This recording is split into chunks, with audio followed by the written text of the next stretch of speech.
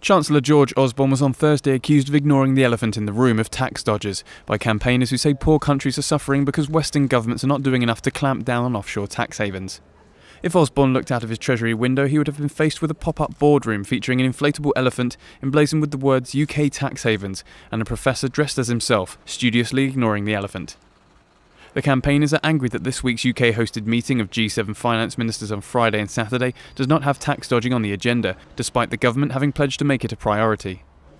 They want Osborne's tough rhetoric on tax avoidance turned into a reality by cracking down on tax dodging corporations, especially big businesses who work in poor countries. Rich countries are in the process of trying to cook up a new deal with some of the UK tax havens, which will benefit rich countries, but it won't do anything at all to help poor countries. And what we are saying is that a new deal between rich countries and tax havens, which leaves poor countries out in the cold, is completely unacceptable. The G7 summit comes a month before the G8 leaders summit in mid-June in Northern Ireland. Prime Minister David Cameron has pledged to put the issue of tax dodging high on the agenda. The UK has jurisdiction over 10 tax haven countries, such as the Cayman Islands, which make up a fifth of the world's tax havens.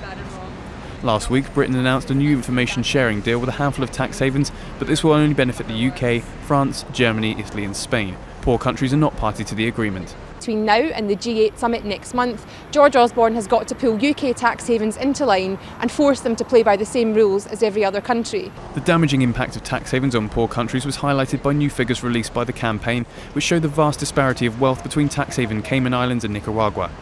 Assets held in the Cayman Islands equate to $29.3 million per capita, whereas in non-tax haven Nicaragua the figure is just $91.